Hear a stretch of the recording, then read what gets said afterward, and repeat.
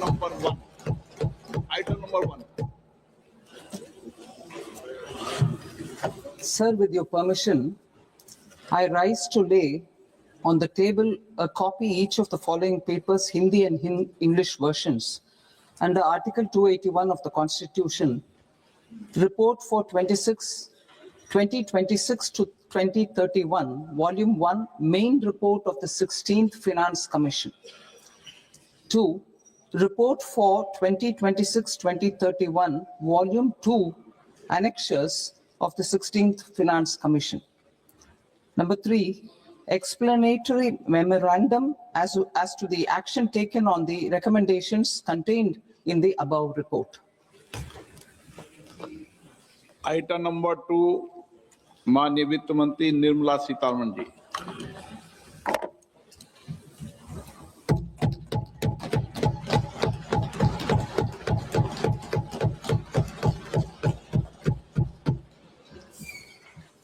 Honorable Speaker, sir, on the sacred occasion of Magh Purnima and the birth anniversary of Guru Ravidas, I present the budget for the year 2026-2027.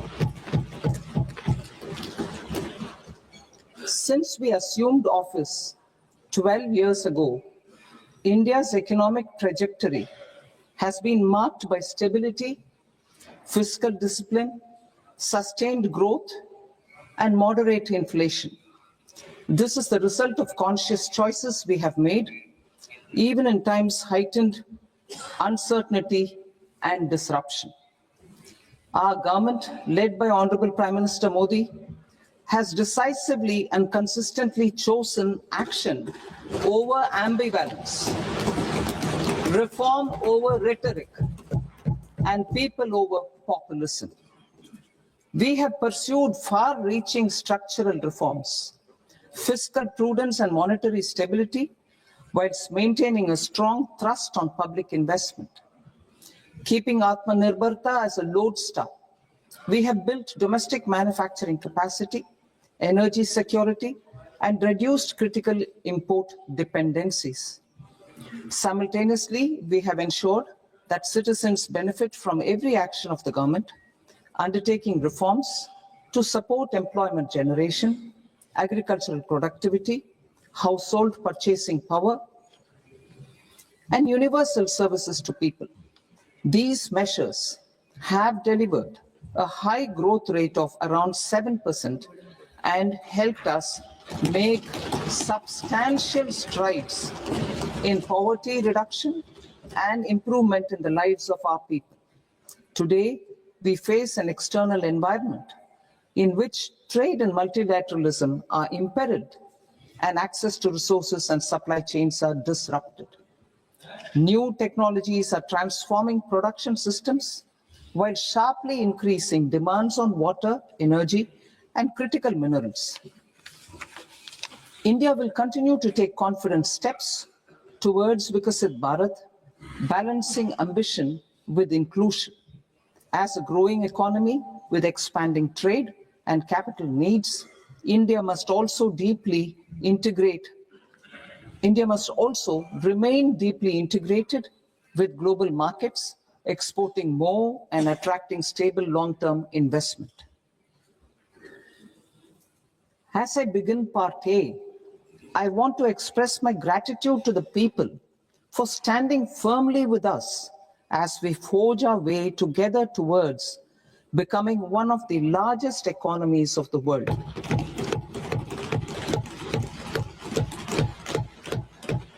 Our aim is to transform aspiration into achievement and potential into performance as we ensure that the dividends of growth reach every farmer, the scheduled caste, the scheduled tribes, the nomads, the youth, the poor, and the women.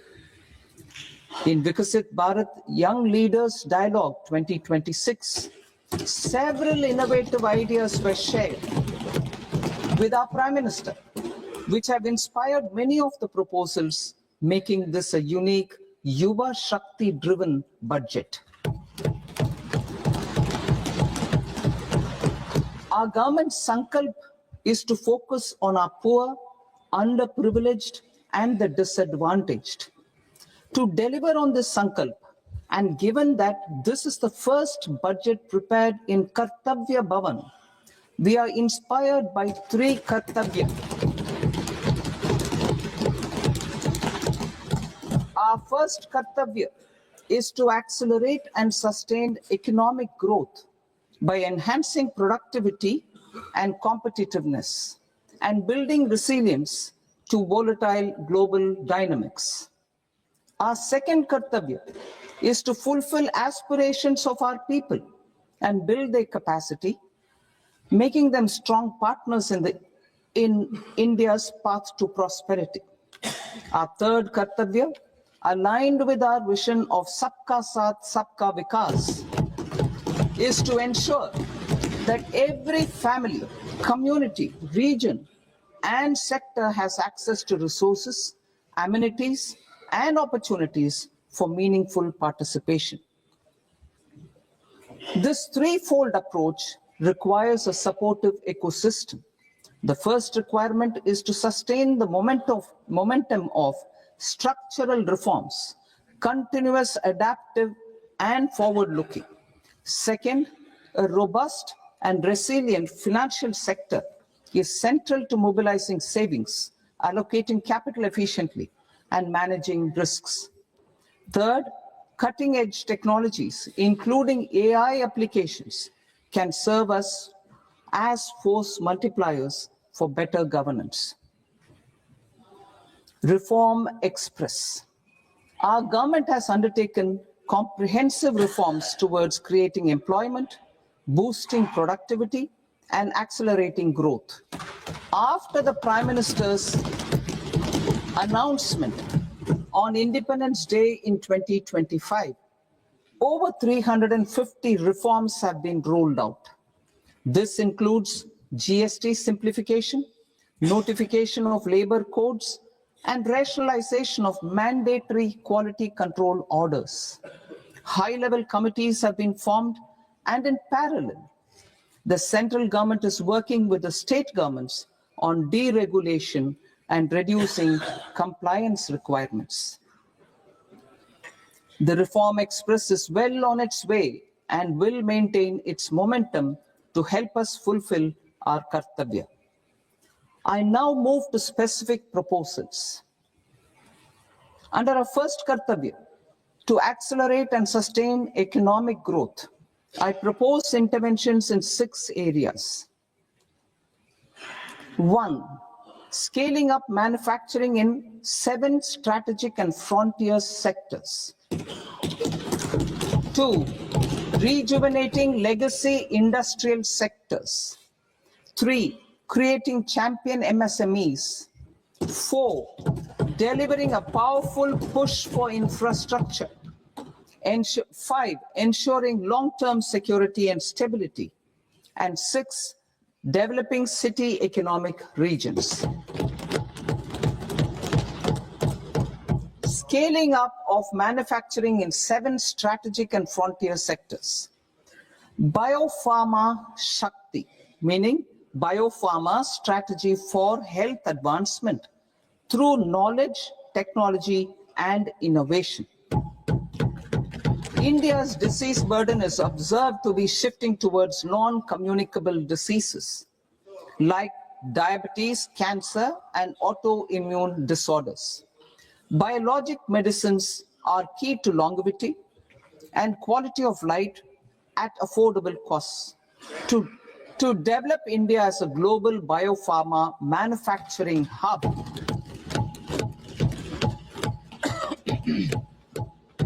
I propose the Biopharma Shakti with an outlay of 10,000 crores over the next 5 years. This will build the ecosystem for domestic production of biologics and biosimilars. The strategy will include a biopharma-focused network with 3 new national institutes of pharmaceutical education and research, popularly known as NIPERS, and upgrading 7 existing ones. It will also create a network of 1,000 accredited India clinical trials sites We propose to strengthen the Central Drug Standard Control Organization to meet global standards and approve timeframes through and approval timeframes through a dedicated scientific review cadre and specialists. India's semiconductor mission 1.0 expanded India's semiconductor sector capabilities. Building on this, we will launch ISM 2.0 to produce equipment and materials, design full-stack Indian IP, and fortify supply chains. We will also focus on industry-led research and training centers to develop technology and skilled workforce. The Electronics Components Manufacturing Scheme, launched in April 2025 with an outlay of 22,919 crores, already has investment commitments at double the targets. We propose to increase the outlay to 40,000 crores to capitalize on this momentum.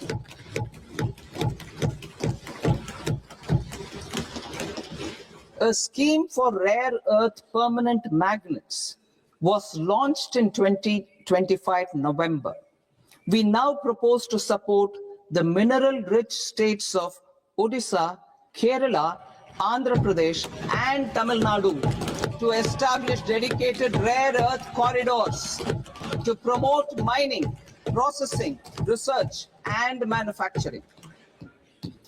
To enhance domestic chemical production and reduction import dependency and reduce import dependency, we will launch a scheme to support states in establishing 3 dedicated chemical parks through challenge route on a cluster-based plug-and-play model. Strong capital goods.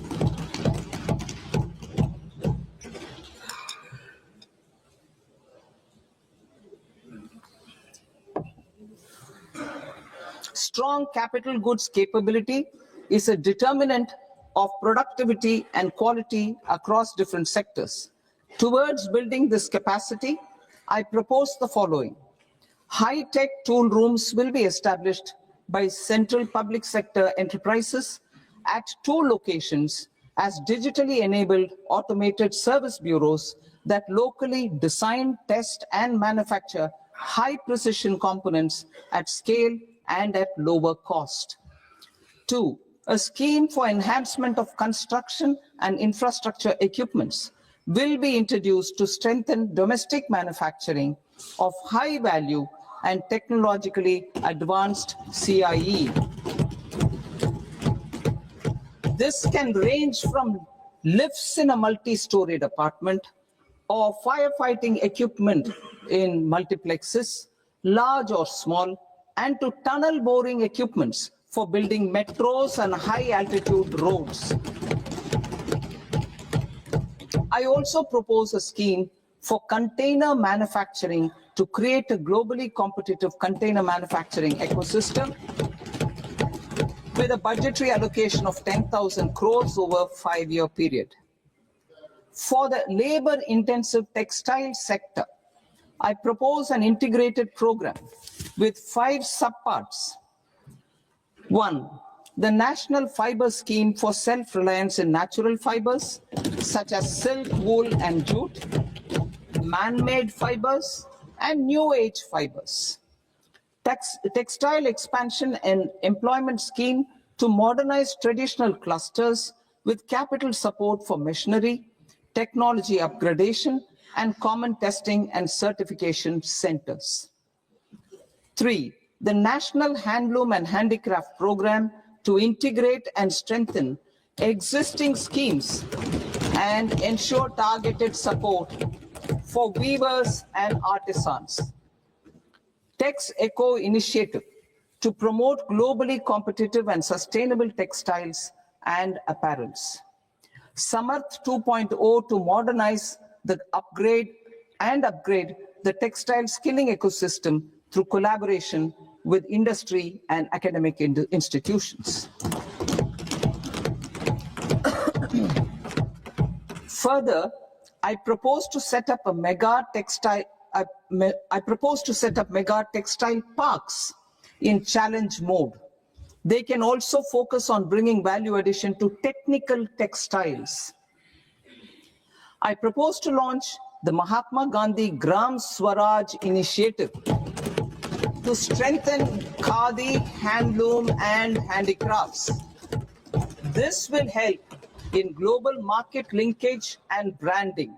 It will streamline and support training, skilling, quality of process, and production. This will benefit our weavers, village industries, one district, one product, ODOP initiative, and also our rural youth. India has the potential to emerge as a global hub for high quality, affordable sports goods. I propose a dedicated initiative for sports goods that will promote manufacturing, research, and innovation in equipment design, as well as material sciences.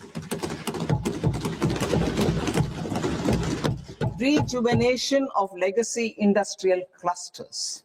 I propose to introduce a scheme to revive 200 legacy industrial clusters to improve their cost competitiveness and efficiency through infrastructure and technology upgradation. Creating champion SMEs and supporting micro enterprises.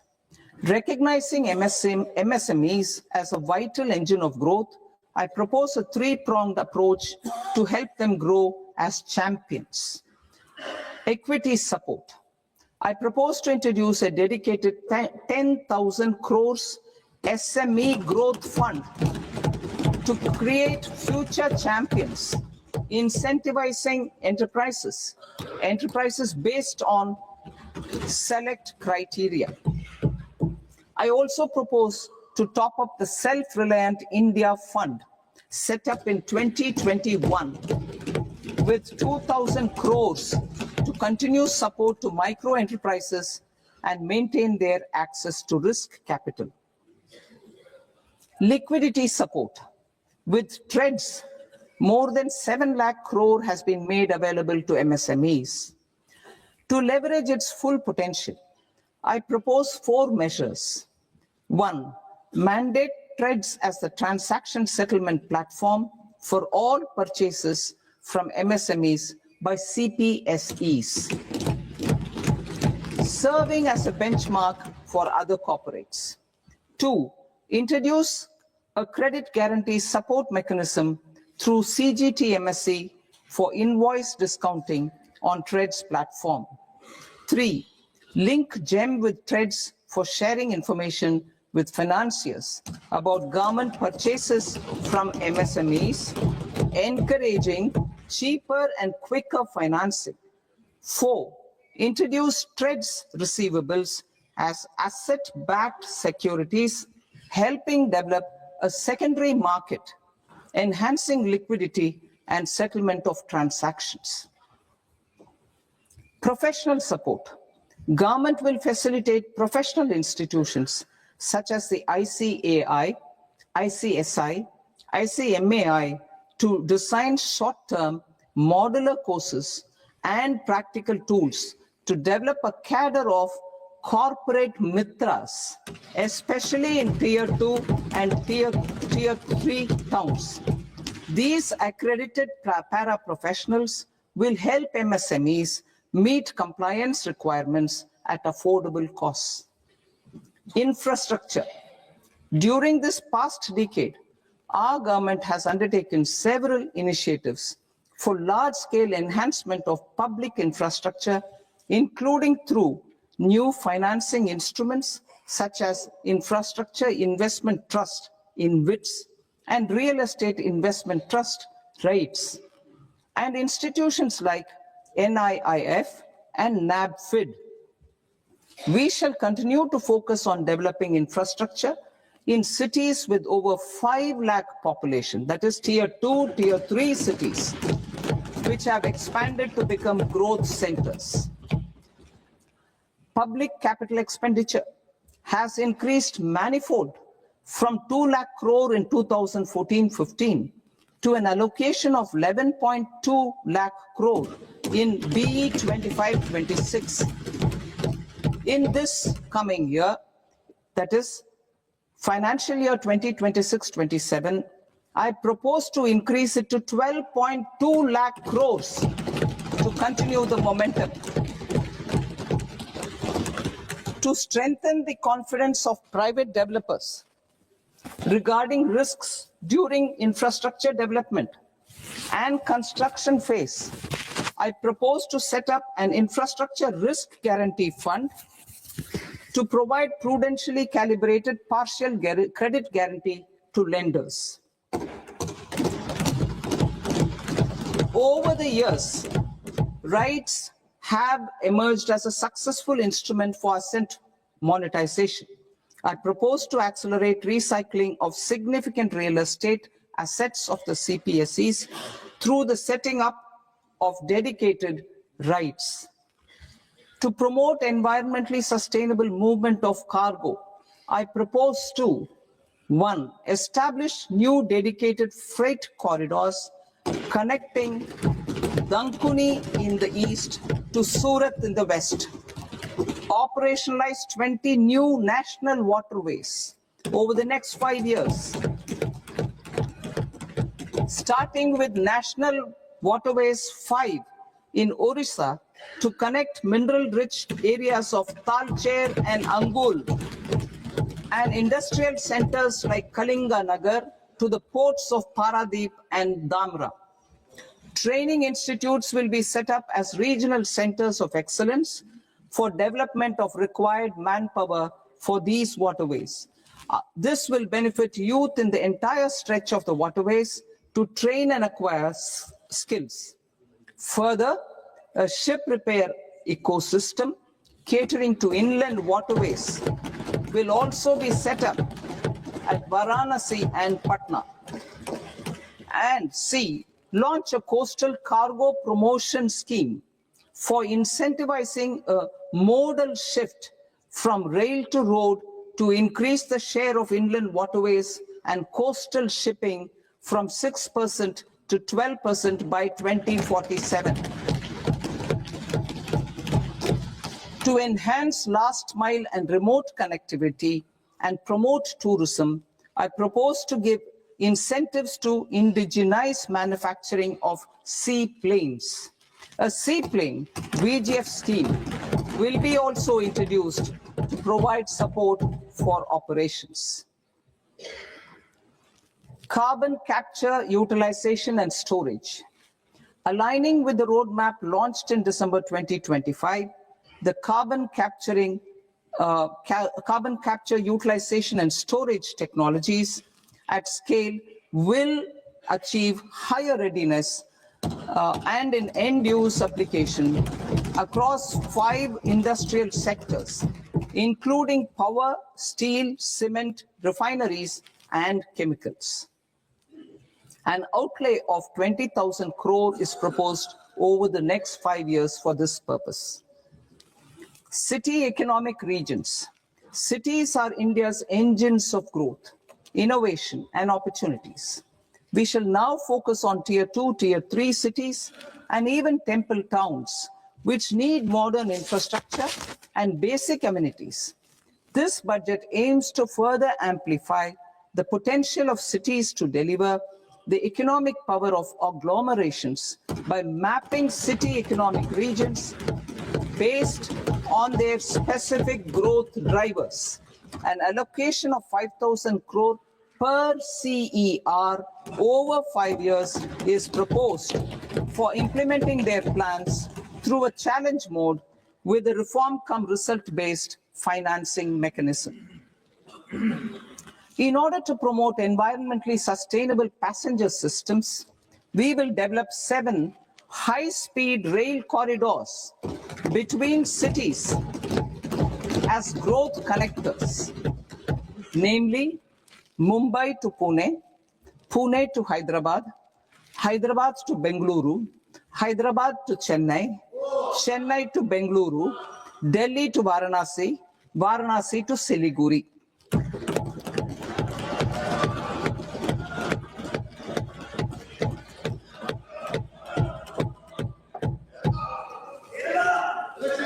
financial sector, the Indian banking sector today is characterized by strong balance sheet, historic highs in profitability, improved asset quality, and coverage exceeding 98% of villages in the country. At this juncture, we are well placed to futuristically evaluate the measures needed to continue on the path of reform-led growth of this sector. I propose setting up a high-level committee on banking for Vikasit Bharat.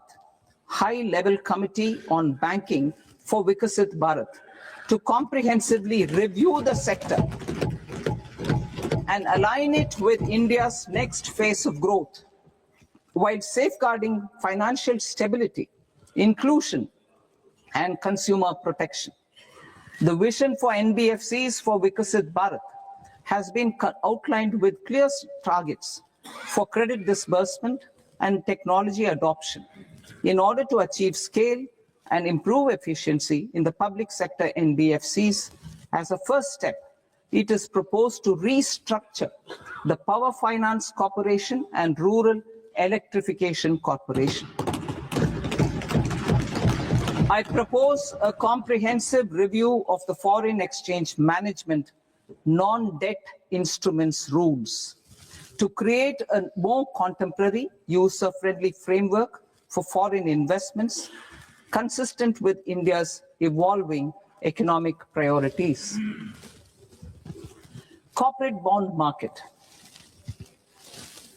I propose to introduce a market-making framework with suitable access to funds and derivatives on corporate bond indices.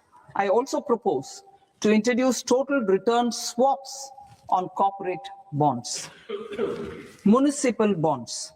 To encourage the issuance of municipal bonds of higher value by larger cities, I propose an incentive of 100 crore rupees for a single bond issuance. 100 crore rupees for a single bond issuance of more than 1,000 crore. The current scheme under Amrit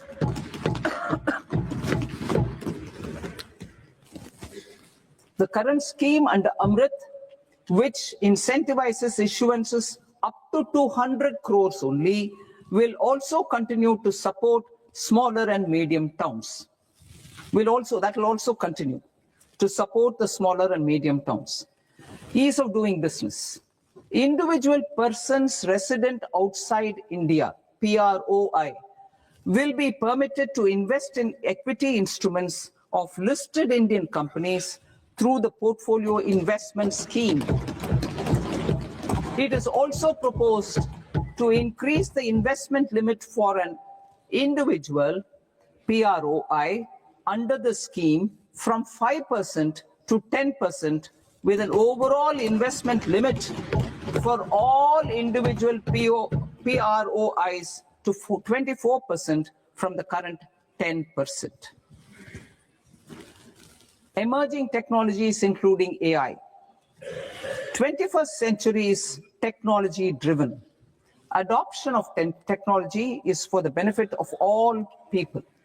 Farmers in the field, women in STEM, youth keen to upskill, and Divyangjan to access newer opportunities. The government has taken several steps to support new technologies through AI Mission, National Quantum Mission, Anusandhan National Research Fund, and Research and Development and Innovation Fund. Our second kartavya is to fulfill aspirations and build capacities. Close to 25 crore individuals have come out of multi-dimensional poverty through a decade of our government's sustained and reform-oriented efforts.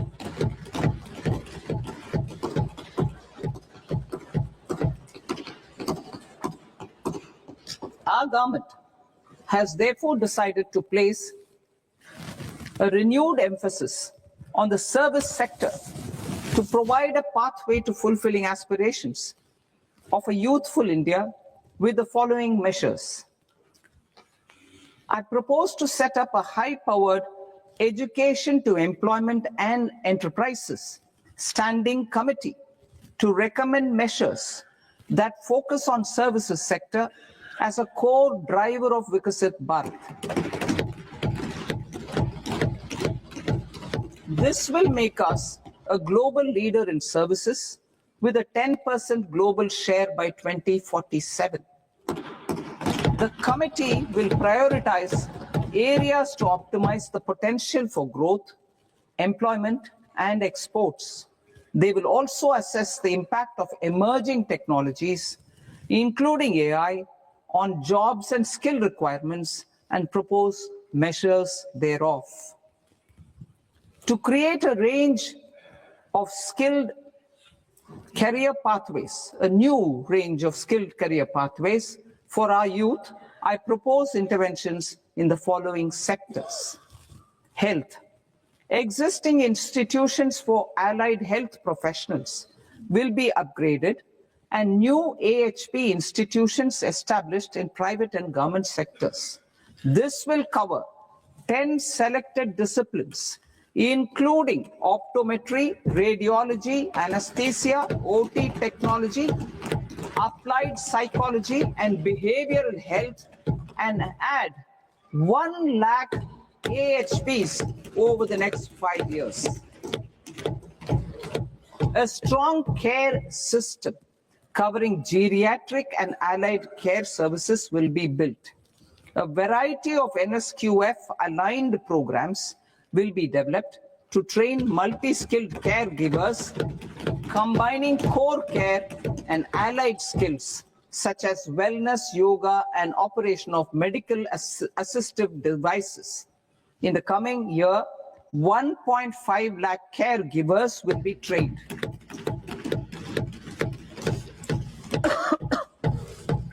Hubs for medical value tourism. To promote India as a hub for medical tourism services, I propose to launch a scheme to support states in establishing 5 regional medical hubs in partnership with the private sector.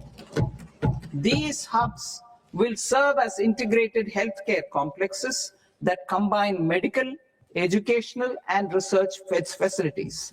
They will have Ayush centers, medical value tourism facilitation centers, and infrastructure for diagnostics, post-care, and rehabilitation. These hubs will provide diverse opportunities, job opportunities for health professionals, including doctors and AHPs. Ancient Indian yoga, already respected in several parts of the world, was given a mass global recognition when Honorable Prime Minister took it to the UN. Post-COVID, Ayurveda gained a similar global acceptance and recognition. Exporting quality Ayurveda products helps farmers who grow the herbs and youth who process the products. To meet growing global demand, a few more steps are being taken. I propose to 1. Set up 3 new All India Institutes of Ayurveda. 2. Upgrade Ayush pharmacies and drug testing labs for higher standards of certification ecosystem and make available more skilled personnel. 3. Upgrade the WHO Global Traditional Medicine Center in Jamnagar to bolster evidence-based research, training, and awareness for traditional medicine. Animal husbandry. Livestock contributes to close to 16% of farm income, including of poor and marginal households. To scale up availability of veterinary professionals by more than 20,000, I propose to roll out a loan-linked capital subsidy support scheme for establishment of veterinary and para-veterinary colleges, veterinary hospitals, diagnostic laboratories, and breeding facilities in private sector. Collaboration between Indian and foreign institutions will also be facilitated. Orange economy. India's animation, visual effects, gaming and comics sector, AVGC sector, is a growing industry projected to require 2 million professionals by 2030. I propose to support the Indian Institute of Creative Technologies, Mumbai, in setting up AVGC content creator labs in 15,000 secondary schools all over the country and 500 colleges. The Indian design industry is expanding rapidly, and yet there is a shortage of Indian designers.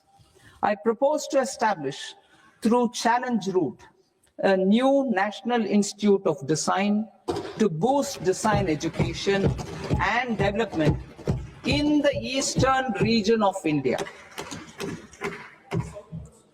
Education. Our government will support states through challenge route in creating 5 university townships in the vicinity of major industrial and logistics corridors. These planned academic zones will host multiple universities, colleges, and research institutions, skill centers, and residential complexes.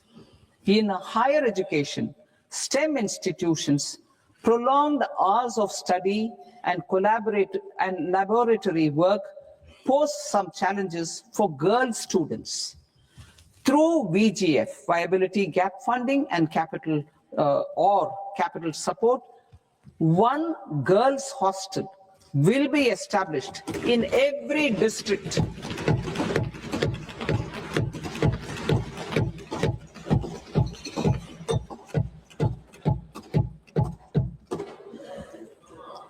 To promote astrophysics and astronomy via immersive experiences. 4 telescope infrastructure facilities will be set up or upgraded. The National Large Solar Telescope, the National Large Optical Infrared Telescope, the Himalayan Chandra Telescope, and the Cosmos 2 Planetarium. Tourism. The tourism sector has the potential to play a large role in the employment generation, forex earnings, and expanding the local economy. I propose to set up a National Institute of Hospitality by upgrading the existing National Council for Hotel Management and Catering Technology.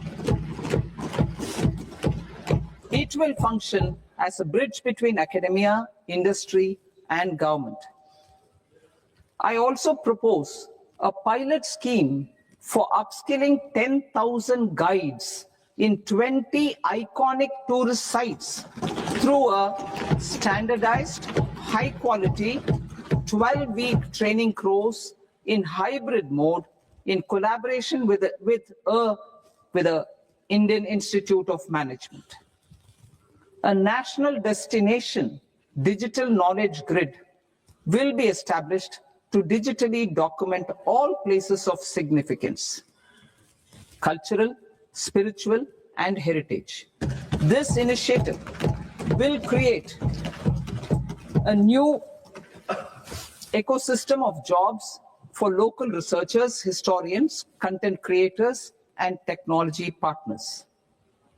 India has the potential and opportunity to offer world-class trekking and hiking experience. We will develop ecologically sustainable mountain trails in Himachal Pradesh, Uttarakhand, and Jammu Kashmir. Also in Araku Valley in the Eastern Ghats and Podigai Malai in the Western Ghats. Turtle trails along key nesting sites in the coastal areas of Odisha, Karnataka, and Kerala. And 3 bird watching trails along the Pulikat Lake in Andhra Pradesh.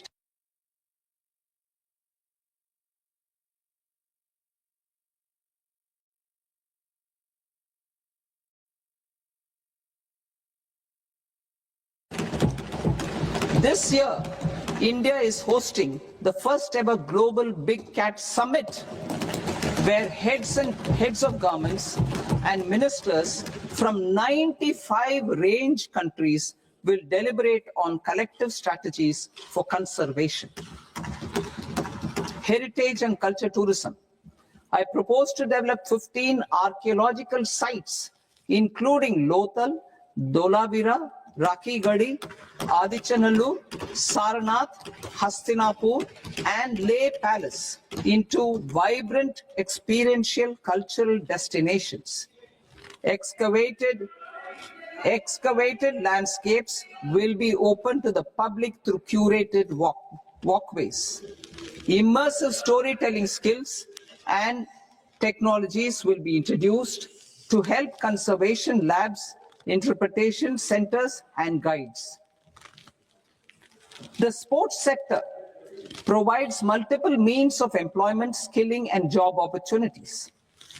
Taking forward the systematic nurturing of sports talent, which is set in motion through the Khelo India program earlier, I propose to launch a Khelo India mission to transform the sports sector over the next decade. The mission will facilitate an integrated talent development pathway supported by training centers, which are foundational, intermediate, and elite levels.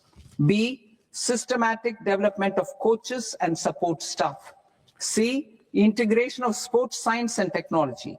D, competitions and leagues to promote sports culture and provide platforms. And E, development of sports infrastructure for training and competition. Our third Kartavya aligns with our vision of Sabka Saath, Sabka Vikas towards Vikasit Bharat. This requires targeted efforts for 1, increasing farmer incomes through productivity enhancement and entrepreneurship, with special attention to small and marginal farmers. B, empowering Divyang Jan through access to livelihood opportunities, training, and high-quality assistive devices. C, empowering the vulnerable to access mental health and trauma care. D, focus on the Purvodaya states and the Northeast region to accelerate development and employment opportunities. Fisheries. We will undertake initiatives for integrated development of 500 reservoirs and Amrit Sarovars. 2, strengthen the fisheries value chain in coastal areas and enable market linkages involving startups and women-led groups together with fish farmer producer organizations. Animal husbandry. To provide quality employment opportunities in rural and peri-urban areas, we will support the animal husbandry sector in entrepreneurship development through A, credit-linked subsidy program, B, scaling up and modernization of livestock enterprises, C, enhanced creation of livestock, dairy, and poultry, enhanced creation of livestock, dairy, and poultry-focused integrated value chains, and D, encourage creation of livestock farmer producer organizations. High-value agriculture. To diversify farm outputs, increase productivity, enhance farmers' incomes, and create new employment opportunities, we will support high-value crops such as coconut, sandalwood, cocoa, cashew in the coastal areas, agar trees in Northeast, and nuts such as almonds, walnuts, and pine nuts in our hilly regions. These, all of them, will be supported. India is the world's largest producer of coconuts. About 30 million people, including nearly 10 million farmers, depend on coconuts for their livelihood. To further enhance competitiveness in coconut production, I propose a coconut promotion scheme to increase production and enhance productivity through various interventions, including replacing and non-productive trees with new saplings or plants or varieties in major coconut growing states. A dedicated program is proposed for Indian cashew and cocoa to make India self-reliant in raw cashew and coconut production and processing, enhance export competitiveness, and transform Indian cashew and Indian cocoa into premium global brands by 2030. Sandalwood. Sandalwood is closely linked to India's social and cultural heritage. Our government will partner with state governments to promote focused cultivation and post-harvest processing to restore the glory of the Indian sandalwood ecosystem, to rejuvenate old, low-yielding orchards, and expand high-density cultivation of walnuts, almonds, and pine nuts. We will support a dedicated program to enhance farmer incomes and in bringing value addition by engaging youth. Bharat Vistar, that is virtually integrated system to access agricultural resources. I propose to launch Bharat Vistar, a multilingual AI tool that shall integrate the AgriStack portals and the ICAR package on agricultural practices with AI systems. This will enhance farm productivity, enable better decisions for farmers, and reduce risk by providing customized advisory support. She Marts for rural women-led enterprises. Building on the success of Lakpati Didi program, I propose to help women take the next step from credit-linked livelihoods to being owners of enterprises. Self-help entrepreneur, She Marts will be set up as community-owned retail outlets within the cluster-level federations through enhanced and innovative financing instruments. Empowering Divyangjan. Divyangjan Kaushal Yojana. Information technology, AVGC sectors, hospitality and food and beverages sectors often offer task-oriented and process-driven roles which are suitable for Divyangjan. We will ensure dignified livelihood opportunities through industry-relevant and customized training specific to each Divyangjan group. Divyang Sahara Yojana. Timely access to high-quality assistive devices for all eligible Divyangjan is a fundamental need. I propose to 1. Support the Artificial Limbs Manufacturing Corporation of India, Alimco, to set up and to scale up production of assistive devices, invest in R&D and AI integration, strengthen PM Divyasha Kendras, and support setting up of assistive technology marts as modern retail style centers where Divyangjan and senior citizens can see, try, and purchase assistive products. Reaffirming our commitment to mental health and trauma care. There are no national institutes for mental health care in North India. We will therefore set up a NIMHANS 2 and also upgrade national mental health institutes in Ranchi and in Tezpur as regional apex institutions. Emergencies expose families, particularly the poor and vulnerable, to unexpected expenditure. We will strengthen and increase these capacities by 50% in district hospitals by establishing emergency and trauma care centers. Focus on Purvodaya states and northeastern regions. Purvodaya. I propose the development of an integrated East Coast industrial corridor with a well-connected node at Durgapur, creation of 5 tourism destinations in 5 Purvodaya states, and the provision of 4,000 e-buses. Buddhist sites in northeastern region.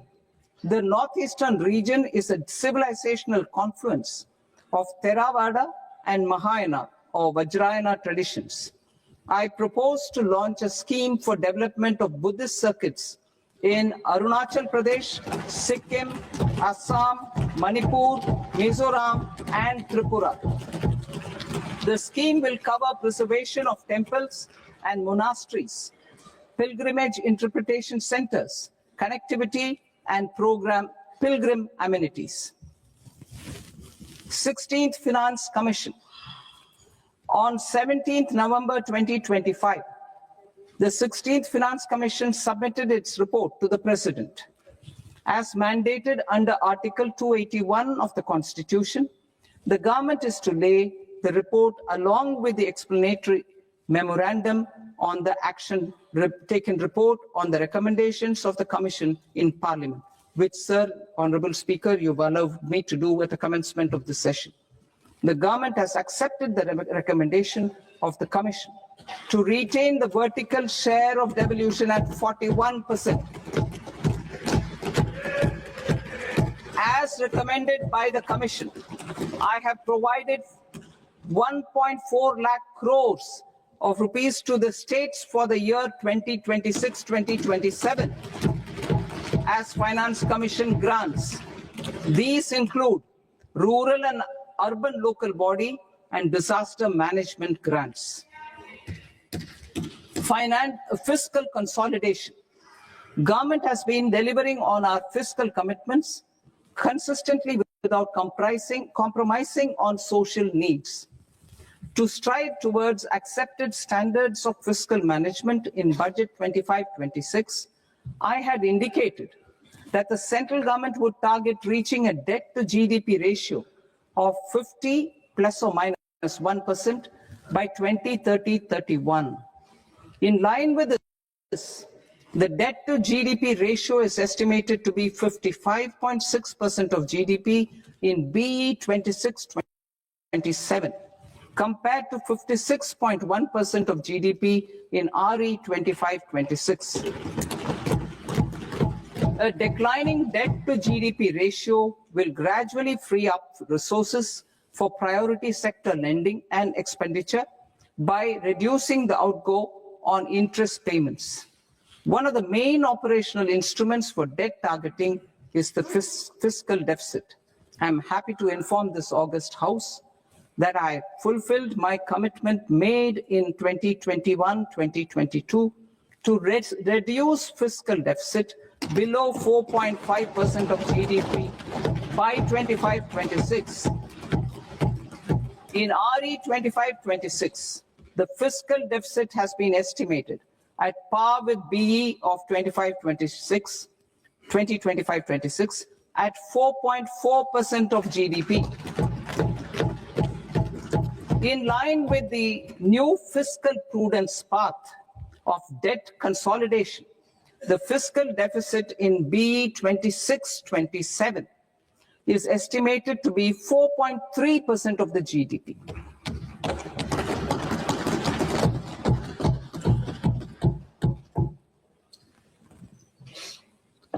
The revised estimates of the non-debt receipts are 34 lakh crore rupees, of which the centre's net tax receipts are 26.7 lakh crore.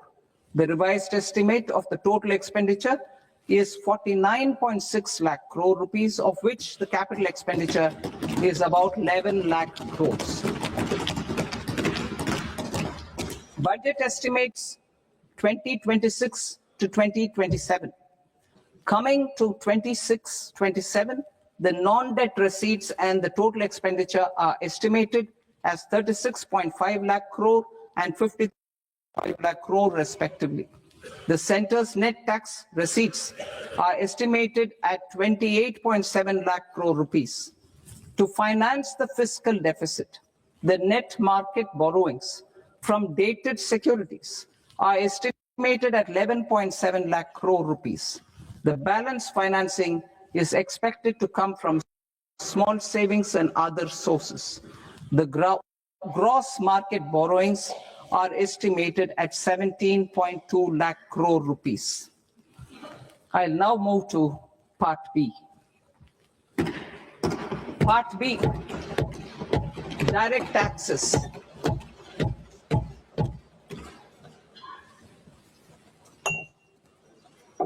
Honorable Speaker, sir, I now present my proposals on direct taxes. New Income Tax Act. In July 2024, I announced a comprehensive review of the Income Tax Act 1961. This was completed in a record time, and the Income Tax Act 2025 will come into effect from 1st April 2026. The simplified income tax rules and forms will be notified shortly, giving adequate time to taxpayers to acquaint themselves with its requirements. The forms have been redesigned such that ordinary citizens can comply without difficulty. Ease of living. I propose that any interest awarded by the Motor Accident Claims Tribunal to a natural person will be exempt from income tax, and any TDS on this account will be done away with. I propose to reduce TCS rate on the sale of overseas tour program package from the current 5% and 20% to 2% without any stipulation of amount. I propose to reduce TCS rate for pursuing education and for medical purposes under the Liberalized Remittance Scheme, popularly known as LRS, from 5% to 2%. Supply of manpower services is proposed to be specifically brought within the ambit of payment to contractors for the purpose of TDS to avoid ambiguity. Thus, TDS on these services will be at the rate of either 1% or 2% only. I propose a scheme for small taxpayers, wherein a rule-based automated process will enable obtaining a lower or nil deduction certificate instead of filing an application with the assessing officer. For the ease of taxpayer holding securities in multiple companies, I propose to enable depositories to accept Form 15G or Form 15H from the investor and provide it directly to various relevant companies. I propose to extend time available for revising returns from 31st December to up to 31st March with the payment of a nominal fee. I also propose to stagger the timeline for filing of tax returns. Individuals with ITR 1 and ITR 2 returns will continue to file till 31st July, and non-audit business cases or trusts are proposed to be allowed time till 31st August. TDS on sale of immovable property by a non-resident is proposed to be deducted and deposited through resident buyers and his or her PAN-based challan instead of requiring a TAN, which is a temporary accounting number. To address practical issues of small taxpayers like students, young professionals, tech employees, relocated NRIs, and such others, I propose to introduce a one-time 6-month foreign asset disclosure scheme for these taxpayers to disclose income or assets below a certain size. This scheme would be applicable for two categories of taxpayers, namely, A, who did not disclose their overseas income or assets, and B, who disclosed their overseas income and or paid due tax but could not declare the asset acquired. For category A, the limit of undisclosed income or asset is proposed to be up to 1 crore rupees. they need to pay 30% of fair market value of asset or 30% of undisclosed income as tax and 30% as additional income tax in lieu of penalty and would thereby get immunity from prosecution. For category B, asset value is proposed to be up to 5 crore rupees. Here, immunity from both penalty and prosecution will be available with a payment of fee of 1 lakh rupees. Rationalizing penalty and prosecution. Multiplicity of proceedings are hindrance to the ease of doing business. I propose to integrate assessment and penalty proceedings by way of a common order for both. There will be no interest liability on the taxpayer on the penalty amount for the period of appeal before the first appellate authority, irrespective of the outcome of appeal process. Further, quantum of prepayment is being reduced from 20% to 10% and will continue to be calculated only on core tax demand. As an additional measure for reducing litigation, I propose to allow taxpayers to update their returns even after reassessment proceedings have been initiated and an additional 10% tax rate over and above the rate applicable for the relevant year. The assessing officer will then use only this updated return in his proceedings. There is already a framework for immunity from penalty and prosecution in the cases of underreporting. I propose to apply this framework for immunity to misreporting too. However, in such a case, the taxpayer will need to pay 100% of the tax amount as an additional income tax over and above the tax and interest due. Penalties for certain technical defaults, such as failure to get accounts audited, non-furnishing of transfer pricing audit report, and default in furnishing statement for financial transactions are proposed to be converted into fee.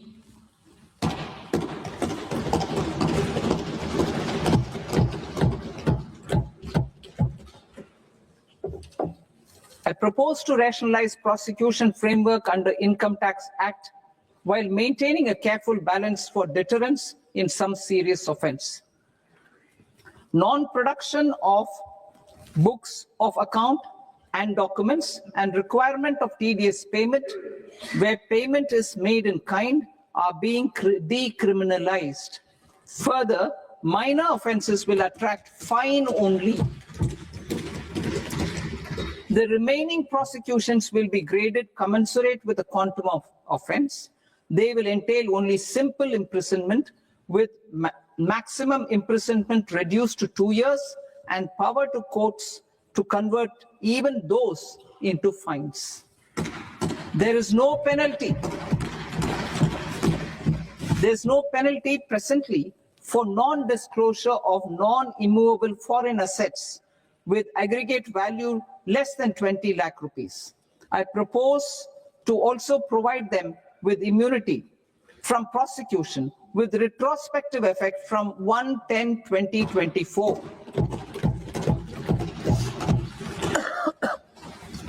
Cooperatives. Deduction is already allowed to a primary cooperative society engaged in supplying milk, oilseeds, fruits or vegetables raised or grown by its members. I propose to extend this deduction to also include supply of cattle feed and cotton seed produced by its members. I propose to allow inter-cooperative society dividend income as deduction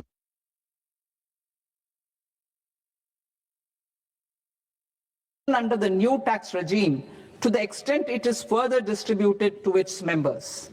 I further propose to allow exemption for a period of 3 years to dividend income received by a notified national cooperative federation on their investments made in companies up to 31/1/2026. This exemption would be allowed only for dividends further distributed to its member cooperatives. Supporting IT sector as India's growth engine. India is a global leader in software development services, IT-enabled services, knowledge process outsourcing services, and contract R&D services relating to software development.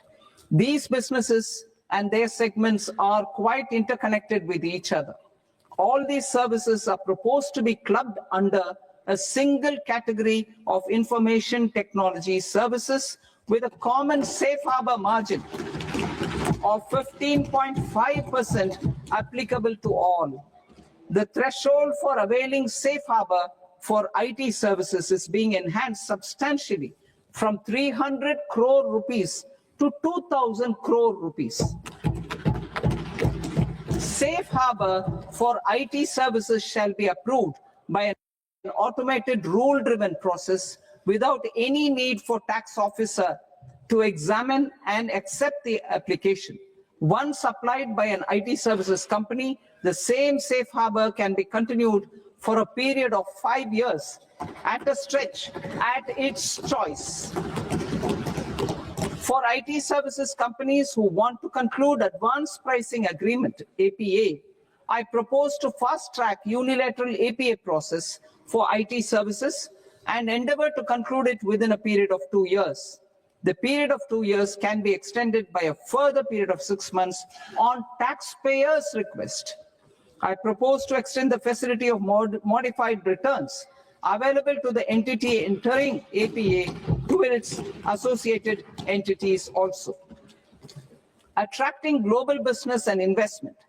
Recognizing the need to enable critical infrastructure and boost investment in data centers, I propose to provide tax holiday till 2047 to any foreign company that provides cloud services to customers globally by using data center services from India. It will, however, need to provide services to Indian customers through an Indian reseller entity. I also propose to provide a safe harbor of 15% on cost in case the company providing data center services from India is a related entity. To harness the efficiency of just-in-time logistics for electronic manufacturing, I propose to provide safe harbor to non-residents for component warehousing in a bonded warehouse at a profit margin of 2% of the invoice value. The resultant tax of about 0.7% will be much lower than in competing jurisdictions. To provide fillip to toll manufacturing in India, I propose to provide exemption from income tax for 5 years to any non-resident who provides capital goods, equipment, or tooling to any toll manufacturer in a bonded zone. To encourage vast pool of global talent to work in India for a longer period of time, I propose to provide exemption to global, non-India sourced income of a non-resident expert for a stay period of 5 years under notified schemes. I propose to provide exemption from minimum alternate tax, the MAT, to all non-residents who pay tax on presumptive basis. Tax administration. I propose to constitute a joint committee of Ministry of Corporate Affairs and Central Board of Direct Taxes for incorporating the requirements of income computation and disclosure standards, the ICDS, in the Indian Accounting Standards, IND AS itself. Separate accounting requirement based on ICDS will be done away with from the tax year 27-28. Safe harbor rules. Other tax proposals. Change in taxation of buyback was brought in to address the improper use of buyback route by promoters. In the interest of minority shareholders, I propose to tax buyback for all types of shareholders as capital gains. However, to disincentivize misuse of tax arbitrage, promoters will pay an additional buyback tax. This will make effective tax 22% for corporate promoters. For non-corporate promoters, the effective tax will be 30%.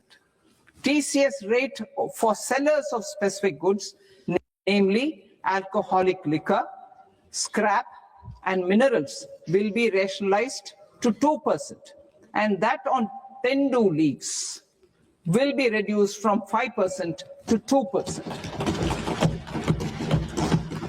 I propose to raise the STT on futures to 0.05% from the present 0.02%.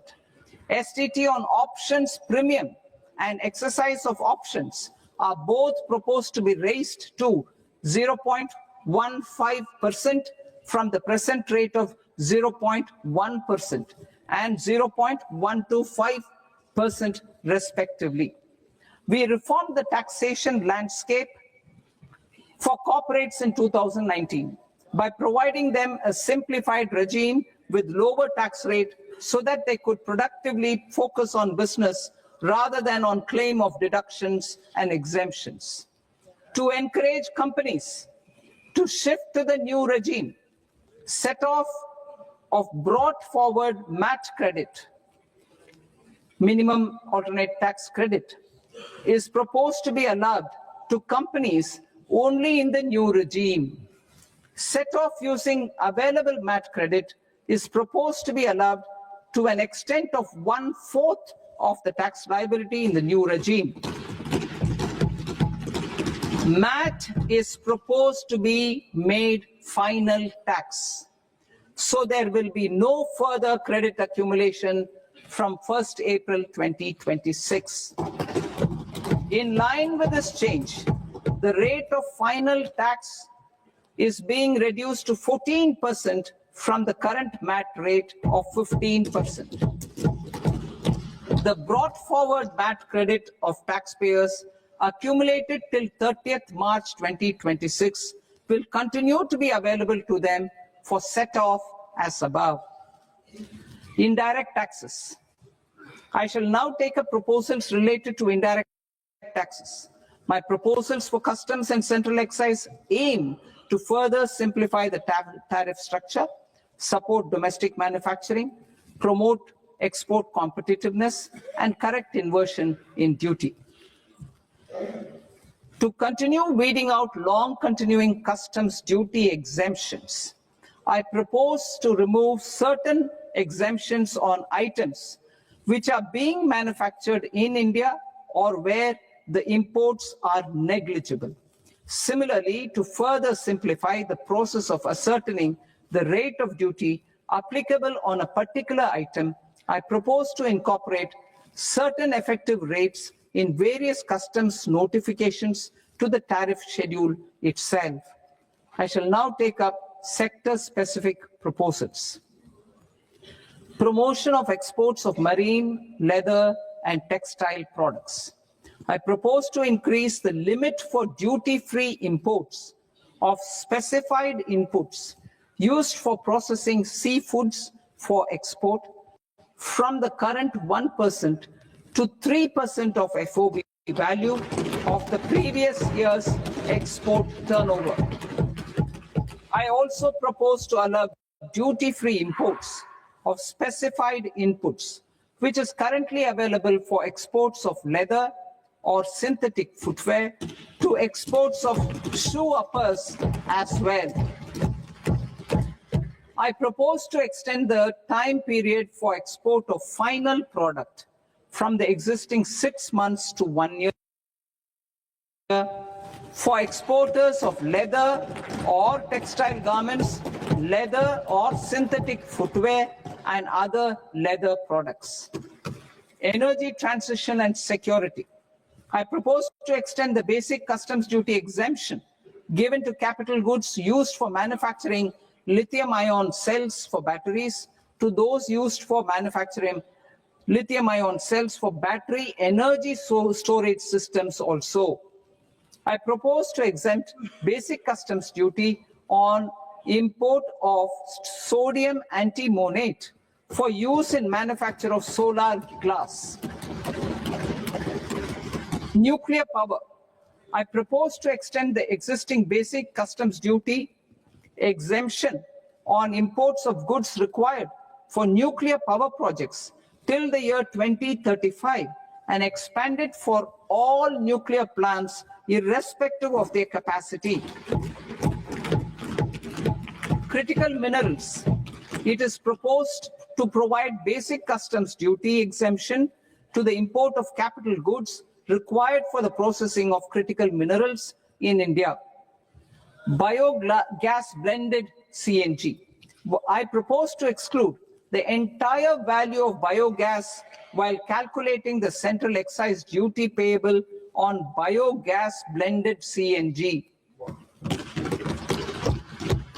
Civil and defense aviation. I propose to exempt basic customs duty on components and parts required for the manufacture of civilian training and other aircrafts.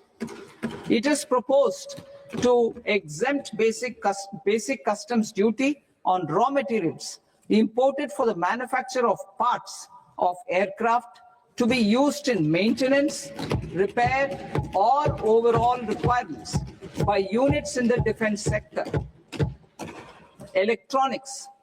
To deepen value addition in the consumer electronics sector, I propose to exempt basic customs duty on specified parts used in the manufacture of microwave ovens. Special economic zone. To address the concerns arising about utilization of capacity by manufacturing units in the special economic zones due to global trade disruptions, I propose as a special one-time measure to facilitate sales by eligible manufacturing units in SEZs to the domestic tariff area at concessional rates of duty. The quantity of such sales will be limited to a prescribed proportion of their exports. Necessary regulatory changes will be undertaken to operationalize the measures while ensuring level playing field for the units working in the DTA. Ease of living. To rationalize the customs duty structure for goods imported for personal use, I propose to reduce the tariff rate on all dutiable goods imported for personal use from 20% to 10%. To provide relief to patients, particularly those suffering from cancer, I propose to exempt basic customs duty on 17 drugs or medicines. I propose also to add 7 more rare diseases for the purposes of exempting import duties on personal imports of drugs, medicines, and food for special medical purposes used in their treatment. Customs process. India's role and share in the global trade is poised for a major leap in line with our ambition and journey towards Viksit Bharat. In this regard, I propose many measures for custom processes to have minimal intervention for smoother and faster movement of goods and greater certainty to the trade. Trust-based systems. I propose to enhance duty deferral period for Tier 2 and Tier 3 authorized economic operators, known as AEOs, from 15 days to 30 days. I propose to provide eligible manufacturer importers the same duty deferral facility. This should encourage them to get themselves accredited as a full-fledged Tier 3 AEO in due course. To provide greater certainty and for better business planning, I propose to extend validity period of advance ruling binding on customs from the present 3 years to 5 years. In the spirit of the whole of government approach,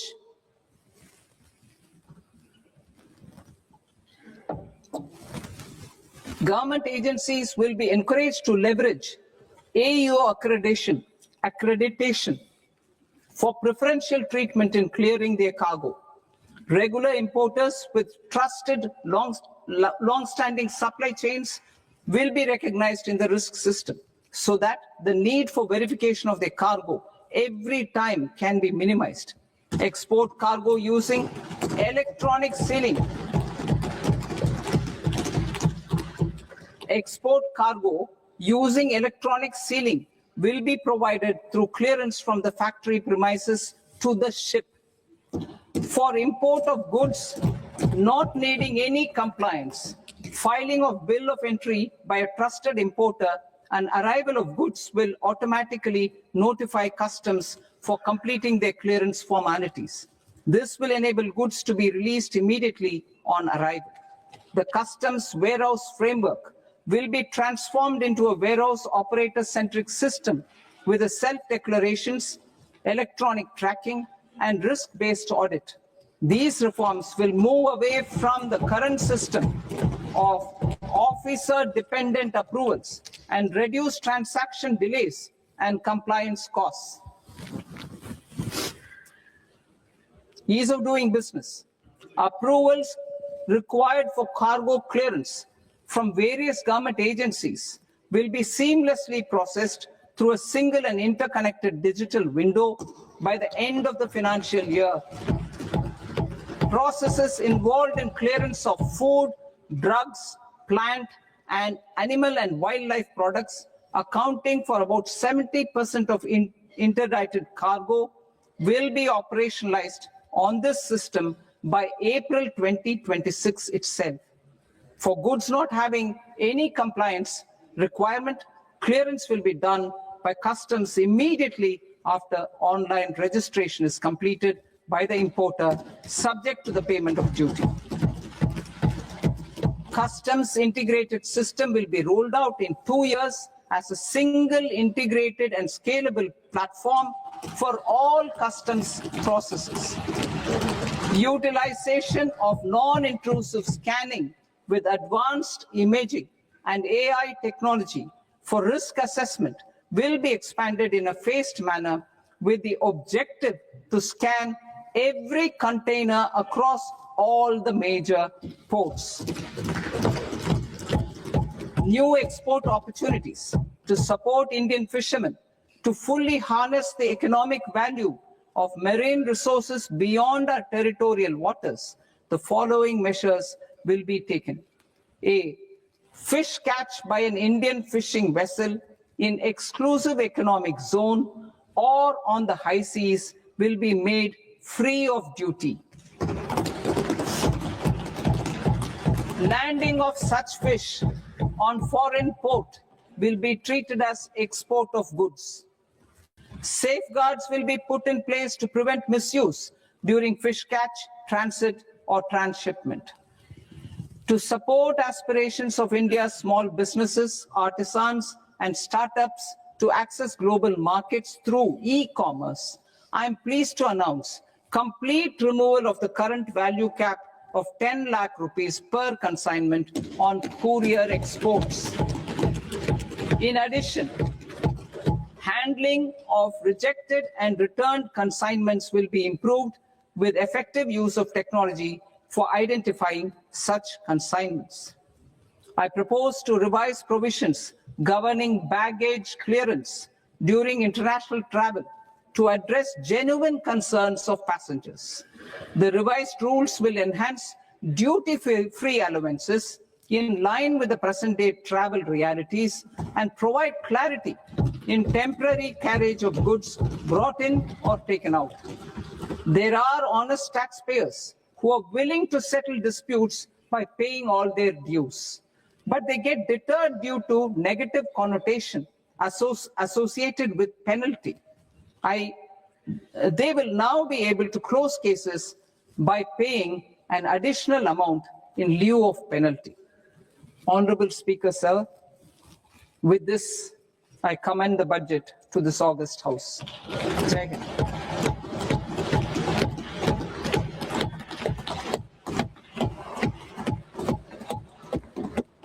1.5 hours. Item number 3 माननीय वित्त मंत्री जी।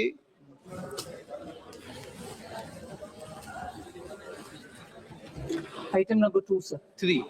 3.